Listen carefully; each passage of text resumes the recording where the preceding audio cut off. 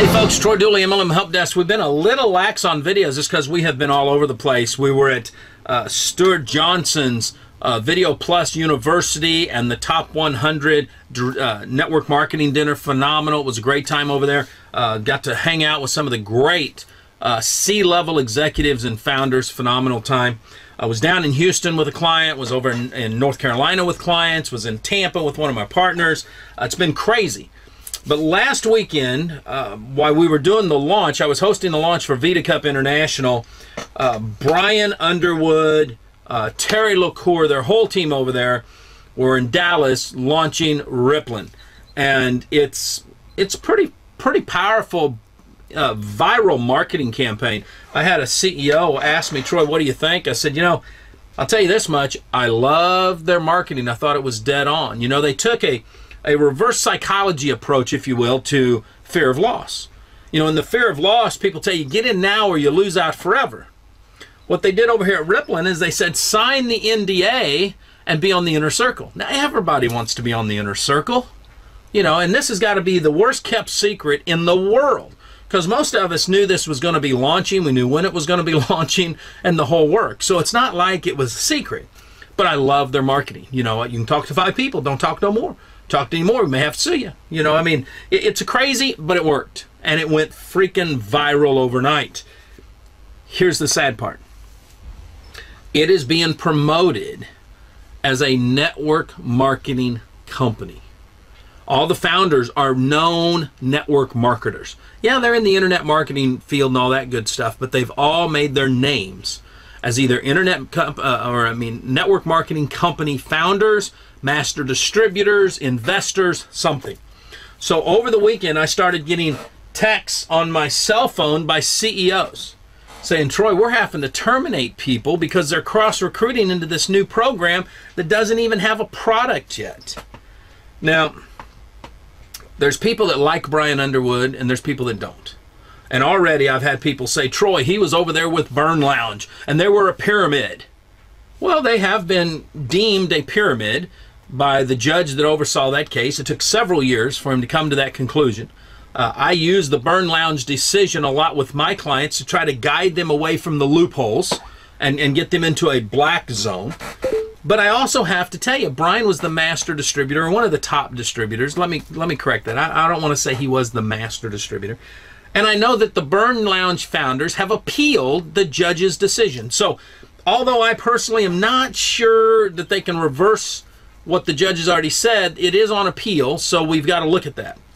One of the other companies that people tied Brian to, and listen, I've already reached out to Brian. I'm going to do an interview with him, but since he's busy launching a company and hasn't been able to get back with me, I've got to touch on this.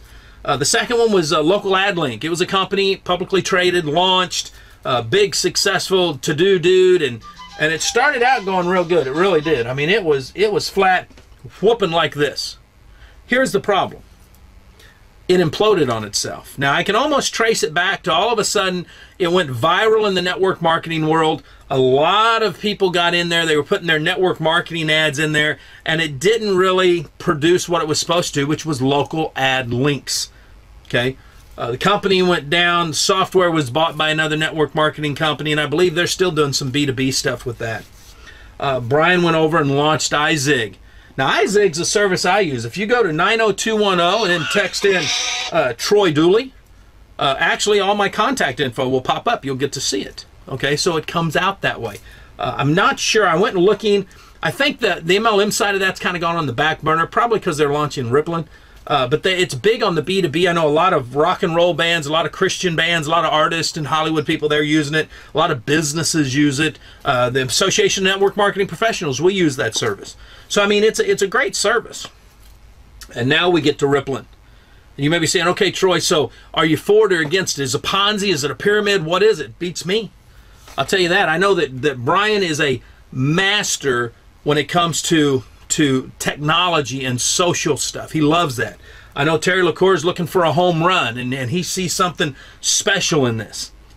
But there's some red flags, and here's number one. Lack of education to the distributors. Okay, that's number one. And what we end up having is we have a bunch of distributors that say, yes, I want to get involved. Yes, I want to be a part. So they join as a fan, Then they get into the inner circle, they sign the NDA, and they start blasting people to join. Hey, join right now. I'm going to give you an hour to join. Get in. Now, they're using the fear of loss instead of the reverse psychology. Okay? Somebody doesn't join, they pull back their invite, they shoot it out to somebody else. I know at least one CEO who's having to terminate some of his people because they're cross-recruiting. Now, I know that there are people that are tight on the Rippln side of things. Hang on. That believe distributors should do whatever they want to do. Not true. Matter of fact, that's a fallacy. Contract law in the United States, same way in Great Britain and Australia, okay, is very strong. If you enter into an agreement with another party, you're bound by that agreement until which time the agreement's up or you resign. Simple as that. So when you sign a policy and procedure, you say, yes, I'm going to join your company. Yes, I'm going to build it. Yes, I will not promote a competing business opportunity, a competing network marketing company, a competing direct selling company, whatever it's called. That means that you can't promote Rippln to your downline, to all your friends, all your family. Now, if they're your front line, if they're people that you personally sponsored, there's some case law on that where you can talk to them. But we're seeing this go way beyond that. People are talking to their upline. They're going 3 or 4 levels into their downline. And since I haven't been able to find the policies and procedures over at Rippln, I'm not sure yet if they talk about don't raid the companies, don't go after the other LOSs. Okay, that's important. So education, how to promote correctly so that you don't get terminated by your primary company is very important. Okay, and that's one of the red flags that I see. Joelcom, who put together a great, Joelcom is a phenomenal social media, internet, or intra-entrepreneur, internet entrepreneur, whatever you want to call it. Great guy. I subscribe to a lot of his stuff. And he's written a pretty good review. We're going to put this up over on the blog post because I think it's warranted that people see this. And he came to a conclusion. Here's his conclusions. Number 1, as for the actual application that will be released for various platforms, I have no idea as to the value or the quality because we haven't seen it. I agree with Joel on that, but I also know Brian Underwood, and everything that I've seen him do in the past, it always, the quality of the service, the quality of the product, if you will, has always been solid. I just think that this wild flash mob, crowdfunding, viral approach can be damaging to people, okay, because of a lack of education. You know, company owners, entrepreneurs, marketers especially, they're all excited about growing their business, and they never think, hey man, what happens if we hit a freaking home run on this thing and this thing goes viral? What do we do then? Well, guess what? It's too little too late. Now listen, and I want you to understand this. I know because I've already been told, Troy, we have great legal counsel. We're legit. You know, I think every company out there that's been called a pyramid or a Ponzi by the regulators that have gotten their hands smacked have told me the same thing. And I think what happens is we look for loopholes. So we go out and we find legal counsel. We tell legal counsel what we're doing, and legal counsels get paid to do a phenomenal job. That's to defend the company. I don't have a problem with that. That's what they get paid to do. But we got to be careful in some stuff. All these guys all of a sudden that want to try these new comp plans, these new structures, just be cautious, you know, is what I'm going to say. And right now I think there's some holes in this one because there's no product. Everybody's getting excited. Now once we see how it's going to work, that's one thing. And there's some rumors out there. I'm going to talk about them in a minute. Second thing Joel says is a network marketing plan designed to create buzz before the release of the app. If the owners can get enough people talking about it and anticipating the app, they will have a hit on their hands. Whether or not the hit has legs will be determined by the actual value of the app. Great point that he brings up there. As a matter of fact, Apple has some stringent guidelines, not only for getting your app in the App Store, for keeping it there. Now, I'm not sure if these guys are planning on even marketing their apps through Android or Apple. They may just have people download and pass it around, and you can, and it all works that way too. It's kind of, I look at it kind of maybe as a competitor to Solivay. Solivay's got that social media app on the backside, so maybe it's a little bit of competition there is what it is. I mean, and like I said, I've got just as much as information about it as everybody else. I'm looking forward to an interview with Brian, which will clear up some of this, but we could not wait because there's so much stuff. We've had over 2,000 emails now of people saying, we want to know more about it. What do you think? So I wanted to get something out there. Third thing that Joel says is, what have I got to lose? Your attitude. If it sucks, you're going to get pissed off. If it doesn't boom and you don't make any money, you're going to get pissed off. If everybody's a fan and nobody's willing to pay the upgrade to become a coach or a player or a global player or any of that, then it's for null, nothing. Okay, and that's one of my red flags that I see. And like I said, I'm going to be talking to Brian about this, but my understanding is the app is free. So if the end user isn't paying anything for the app, that presents a problem, because if you're charging your distributor base a licensing fee, an application fee, anything like that, and a monthly residual, a monthly reoccurring fee for licensing, then this is no different than some other companies that have tried that falls outside of the protection of the direct selling laws that are on the books, both on a tax side, on the U.S. code, and some of the stuff that Congress has passed, and a lot of the state level stuff. Because then you're seen as either a direct marketing company or just a business opportunity. There's some stuff, and like I said, Rippln has stated they've got great legal counsel. And I believe with the kind of money that Terry LaCour has, the kind of money that Brian has and all their partners, they probably do have legal counsel. But I have to raise the red flags. Okay, and that's one of them. The last thing that I think Joel says is that makes sense is that just by signing up, you've got nothing to lose. He's right on that. Unless you're with another network marketing company. Then you've got a lot to lose. Now, a critic of MLM, Oz, over at Behind MLM, Oz has become an associate of mine on the internet. We see eye to eye on a lot of the issues, but sometimes we approach them differently. And he's always harsh. He's always very analytical on things. And he did a review on Rippln, and he brought up some key points, okay, that we need to look at. Let me pull up some of these. Not going to get into the crazy stuff per se. He talks about Brian and all of his connections to the companies that I've already mentioned. Let's see what else we have here. The Rippln product line. Rippln markets what they call the Rippln app. It's an application for mobile devices with which users can communicate with each other, interact with advertising, and build third-party affiliate offers and other apps through their whole thing. Now here's the deal. One of the things in the marketing that Rippln does, they talk about gamification. Big fan of gamification. I think it works. But I got to let you know something. When you study the theory, the psychology of gamification, it goes to a lowest common denominator. What are people addicted to? If they're addicted to games, it works over there. If they're addicted to penny auctions, it works over there. If they're addicted to social sites, it works there. If they're addicted to hotel points, it works there. If they're addicted to frequent flyer miles, it works there. See, it's all the same. People get into where they want. Now, you talk about Farmville. Let's use this as an example, or even Second Life is another good example. You can join for free, and then you can pay dollars for more lives, for animals, for property. You can pay stuff over in Second Life. I mean, all of this type of stuff is called gamification. Lots of people use it these days. A lot of name brand companies use it these days. It's kind of a good close to an affiliate type of not affiliate, an affinity type program where your loyalty, you're winning something.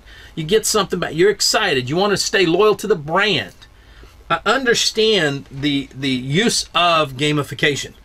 I also understand when the guys over here at Rippln talk about, well, Facebook doesn't pay you for everybody that you refer over there, and Instagram doesn't pay you, and YouTube doesn't pay you. You got to get some of that money back. Well, here's why those types of things always work word of mouth, and why when you throw a comp plan to it, so far none of them's really made it. Now, LinkedIn has an upgrade fee that you can pay, and that works well for companies because they're trying to weed out just the players to the real people looking for stuff, and that works. But one of the reasons that we like as the culture, free stuff, and we don't want to have to pay, and we don't want to have somebody jumping down our throat with it, is called open source. It's called the underdog. People like that. You notice that MySpace was the top dog until a giant corporation bought it. And then what happened? About that time, Zuckerberg opened up Facebook and everybody migrated to the college kid, the underdog. Now what do we see? We see Pinterest coming on strong, fastest growing social site in the history, making it happen, growing big. Wow. You know, we like this kind of stuff. We always like the underdog. That's the key. So to throw a comp plan on an app when we're used to getting apps for free, and we know we're going to have ads to them, or we can upgrade and there won't be an ad. And we can share that around with people and they can get the same benefit we can without them thinking, oh, you're just trying to get money out of me. It's a different kind of culture than when you're actually making a sale of a product or a service. And like I said, I'm not saying this isn't going to work. The marketing alone it's got to be worth $1 million. And one of the things that all the marketing has said that I think is right on is the money's in the eyeballs. And from the size of the database and the way it has to be growing internationally right now, there's no doubt in my mind that Rippln is becoming well worth its money right now when you look at it as a technology site. Because whether it's Pinterest, whether it's Twitter, whether it's YouTube, whether it's Facebook, whether it was MySpace, it doesn't matter which ones there are. Because they have eyeballs there, they are worth hundreds of millions or billions in some cases of dollars to the right person because they know they have a tight core group of people. And that's one of the things that I see here with Rippln. Now the compensation plan, again, I don't want to get into the compensation plan right now. I've got a lot of questions on it, and without knowing how the business model itself. I've seen the video, I know all that stuff, but what we don't know is how much is it going to be to join and how much monthly and what are those charges? What exactly is that for? And I believe that and I put this up this week on Facebook, based on tax laws, based on the state laws that are out there. It's very clear what a direct sales company, and that is an industry code, what that is compared to maybe a direct marketing or an affiliate company. And I think that's going to be the question. Just because we have a multi-level compensation structure doesn't mean we're protected by direct selling laws.